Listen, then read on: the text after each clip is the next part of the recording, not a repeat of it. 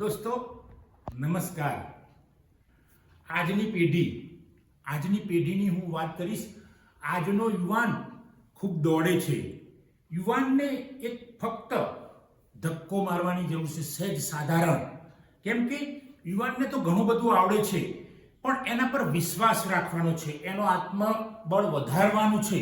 જો એકવાર એનું આત્મબળ જાગી જશે, યુવાનનું, આજના વિદ્યાર્થીનું, આજની પેઢીનું, જો એકવાર એનું આત્મબળ જાગી જશે તો યુવાન કંઈ પણ કરી શકશે.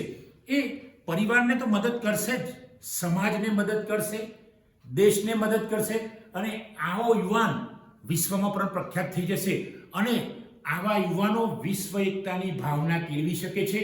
અને એમના માટે કોઈ નાત જાત ધર્મ કંઈ હોતું નથી, કારણ કે એકવાર અંદરનું આત્મબળ જાગી જાય છે. અને જાણે માણસ અથવા તો યુવાન અથવા તો નવી પેઢીનો માણસ જ્યારે રિયલ સ્પિરિચ્યુઅલ બની જાય છે, રિયલ આધ્યાત્મિક બની જાય છે, ત્યારે એના માટે કોઈ ધર્મ એનો નથી એવું નથી. બધા જ ધર્મો એના છે, અને એવું માનીએ કે એકે ધર્મ એનો નથી. એના માટે તો આધ્યાત્મિકતા એ જ મોટી વસ્તુ છે. અને આવા યુવાનો ખૂબ આગળ પહોંચી જાય છે. મિત્રો, આ યુવાનની હું વાત કરું તો શહીદ ભગતસિંહ બહુ ઓછી ઉંમરે, લગભગ 24-25 વર્ષની ઉંમરે એ બહુ શહીદ થઈ ગયા.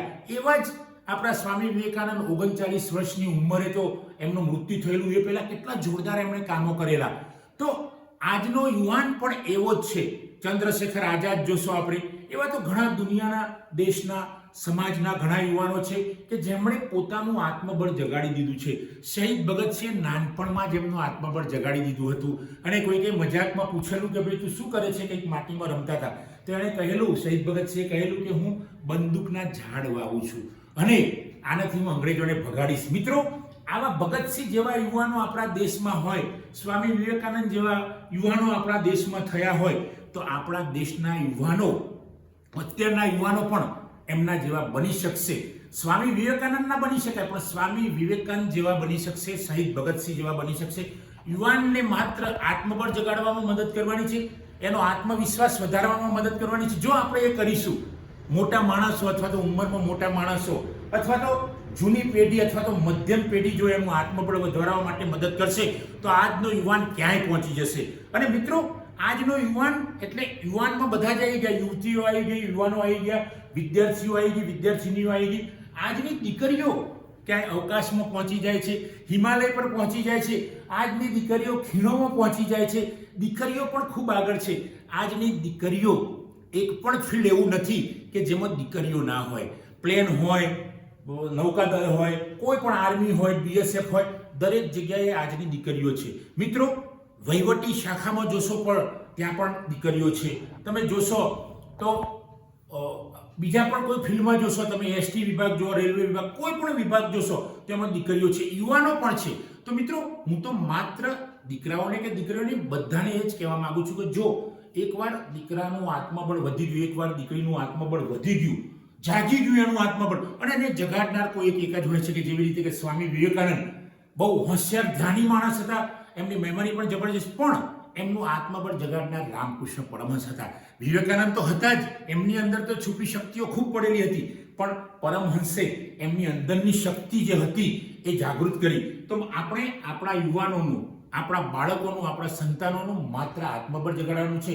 એ આત્મબળ જગાડ્યા પછી એ દોડ્યા કરશે, એ ક્યાંય અટકશે નહીં. અને આવા યુવાનો એ દરેક માટે ક્ષમતા રાખે છે, કારણ કે જેનું રિયલમાં આત્મબળ જાગી જાય છે, એવા યુવાનો ખરેખર જાગૃત થઈ જાય છે, એવી યુવતીઓ જાગૃત થઈ જાય છે.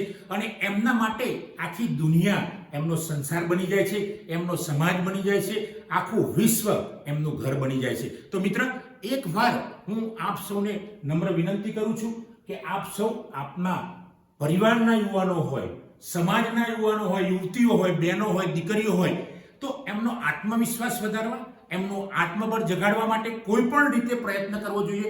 એમને સારું હકારાત્મક માર્ગદર્શન આપવું જોઈએ. જો હકારાત્મક માર્ગદર્શન આપીશું તો આજના યુવાનો, યુવતીઓ ખૂબ આગળ નીકળી જશે અને એમનું આત્મબળ જાગી જશે. જો એક વાર આત્મબળ જાગી જશે તો યુવાનો ક્યાંય પહોંચી જશે એ તો આપણને ખબર જ છે. તો મિત્રો, આપ સૌ યુવાનો બીજાઓનું આત્મબળ જગાડો, યુવાનોનું આત્મબળ જગાડો, યુવતીઓનું જગાડો, વિદ્યાર્થીઓનું જગાડો. જો એકવાર એમનું આત્મબળ જાગી જશે તો પછી તમે એમ લાગશે કે જો મેં માત્ર આંગળી ચીધીથી આત્મબળ જગાડવા માટે નહીં, પણ આનું તો આત્મબળ રિયલમાં જાગી ગયું. તો મિત્ર, આપ સૌને નમ્ર વિનંતી છે કે આપ સૌ યુવાનો, તમારા સંતાનો, દીકરાઓ, દીકરીઓ, વિદ્યાર્થીઓ જે પણ તમારા કોન્ટેક્ટમાં હોય એનું આત્મબળ જગાડવા પ્રયત્ન કરો. મને વિશ્વાસ છે કે જો એકવાર એમનું આત્મબળ જાગી જશે તો આપણા દેશની અંદર, વિશ્વની અંદર એક અલગ પ્રકારનો વિકાસ થશે. મિત્રો, આપ સૌને જો અમારો વિડીયો પસંદ આવ્યો હોય તો એને શેર કરો, લાઈક કરો, કોમેન્ટ કરો, અને જો મારી ચેનલ સબસ્ક્રાઇબ ન કરી હોય તો સબસ્ક્રાઇબ કરો. Thank you very much. જય હિન્દ, જય ભારત.